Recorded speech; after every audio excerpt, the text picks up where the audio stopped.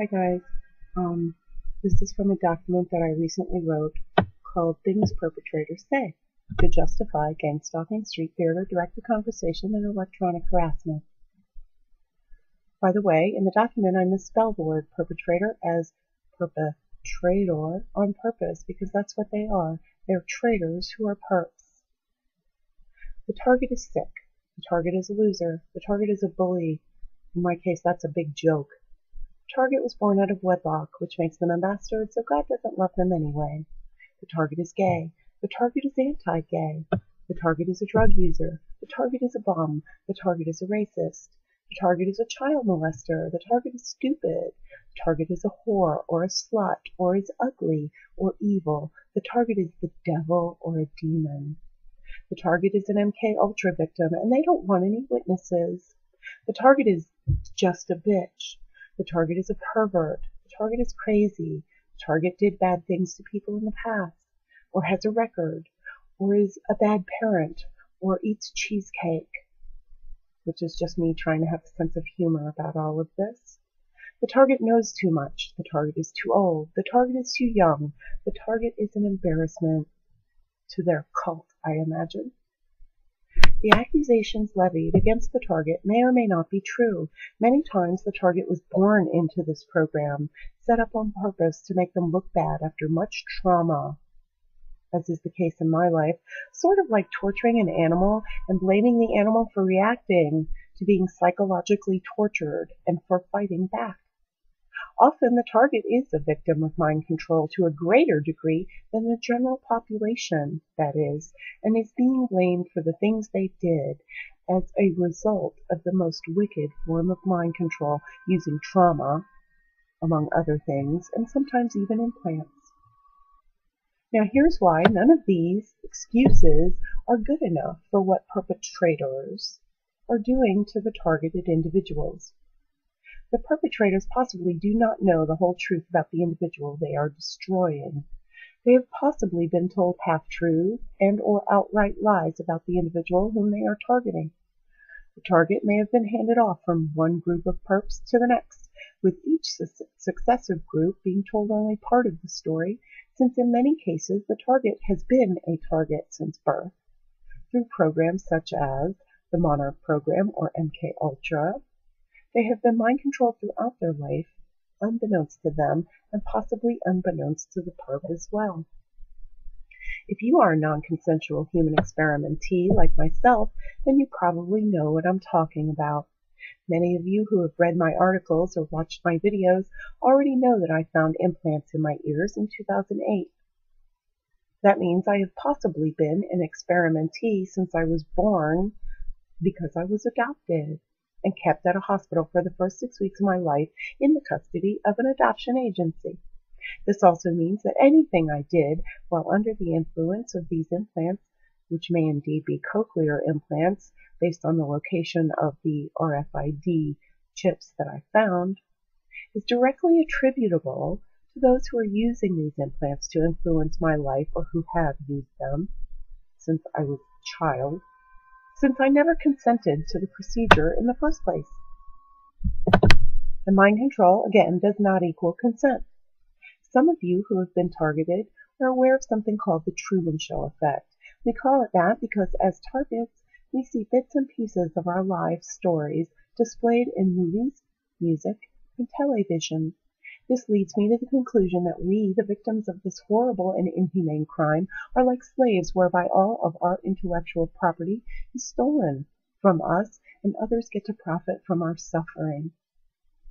It is the most disgusting crime that could ever be thought up, since the victim, so far, has no real proof and the perpetrators have plausible deniability. And the nation denies that slavery even exists. The scary part is that when I look back over my life, I have noticed this effect going on to some degree throughout it. One example of this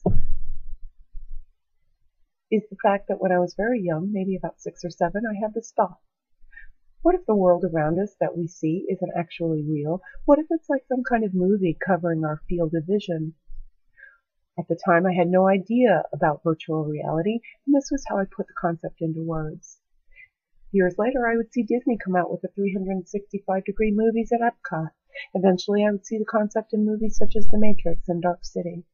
It seems to me that someone or some group has VIP access to the collective unconscious and is able to steal from people who are held down for just such a purpose.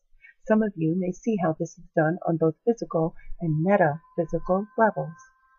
Now it seems that is what I am seeing in this world. It is a world where we are made to believe that everyone has the same chance in life, but it is hardly the case. It has become a world where our intellectual property is stolen, and then they sell it back to us in the form of movies, music, and television. What if there's a whole section of the population going through this on some level? One example would be how there are inventors who have become targeted individuals. Another would be how Renee Case, the nurse who invented Essiac tea, had sold her idea to a pharmaceutical company that shelved it after promising that they would research and develop her formula as a cure for cancer. Another would be how Ayn Rand died not too long after she and the producer of the film Atlas Shrugged had an argument about her wanting artistic rights to make a certain scene the way she wanted it. During the argument, the producer said something like, "That's all right, I'll just wait until you die and make the movie how I want to." This happens all the time, although most people either don't notice it or don't want to admit it. I bet that all these people writing in blogs are being stolen from in some form or another. We live in a wheel where everyone steals, is what I heard the band Bush say some time ago. I would hope that this form of slavery doesn't last forever, because I fear it causes major problems in people's lives, probably on a subliminal level, and they are possibly disturbed by the sense that they are being ripped off but cannot put their finger on what is really going on. As a result of this subconscious feeling that you are being robbed, you may have emotional issues that end up affecting the way you interact with others.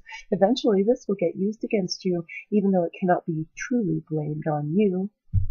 Would those who perpetrate this horrible crime on victims continue to do so if they were conscious of what we victims have been going through as a result of this legal type of slavery? Any negative karma generated by the slave happens as a direct result of living in reaction to an unknown cause of suffering. And that karma must be reaped by those who benefit from the slave's misery of being a slave in a society that refuses to admit that slavery even exists. When someone who is not of a privileged class tries to do something that is not a typical vocation for a lower to middle class individual, they end up becoming overtly targeted, whereas before that point they probably didn't notice the targeting was happening. This seems to be a form of psychic vampirism, whereby the target is a victim and the perpetrators are the vampires. The victims are bled dry of their creative inspiration, their resources, and any of their forms of support. The targets are made to look crazy with the evil technologies being used against them, whether through the use of implants, as in my case, or some form of heterodyning, occult magic, negative thought forms, or directed energy weapons. I have researched enough to know they have a huge arsenal at their disposal. I am led to wonder if all targets are set up since birth. Are we told a big lie about how this is the land of the free and the home of the brave, and how this country is all about liberty and justice for all, while everyone else knows the truth but aren't telling? Does everyone know that we targets who were used since birth by the vampires all around us are targets, and we don't? I have been told that I'm a ritual sacrifice, which is why my life looks like someone upstairs was playing a big joke on me. And if you've seen my other videos about symbolism and language, you'll understand what I'm talking about. Numerology does seem to play some kind of a role in the lives of various targeted individuals I have met.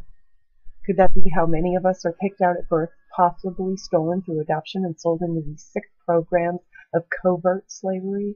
I guarantee that if you are a real target, you either have the number 12 or the number 11 in your numerology, if not both. And if not that, then I bet you might have the letters A-N in your name somewhere, especially if combined with a C or CH. Here's what they ought to say to be closer to the truth of the situation. We traumatize you from birth, and then we blame you for not being perfect.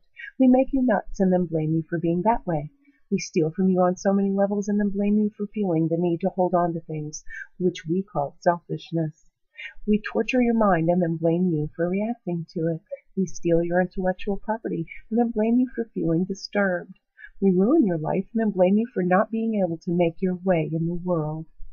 We turn your whole life upside down and then blame you for being negative. We cause you physical and mental problems, but then deny you disability. We program you from birth and then blame you for not being what you were supposed to be had we not messed with your head in the first place. And in my case, we make you spend half your childhood in a house full of mirrors and then blame you for being a narcissist. Also in my case, we place every importance on your body as a woman and then blame you for being too focused on your body. Ladies and gentlemen, this is the world of the double bind, designed to cause cognitive dissonance in those who are the designated sacrifices. Problem, reaction, solution. They cause the problem in you and accuse you of being the problem, and then demonize you for your reaction, and the apparent solution is torturing you to death. I even heard one of them tell me that we are just food for them. Well, let them reap that karma. All of it, in my humble opinion. I'm about tired of this crap. Take care.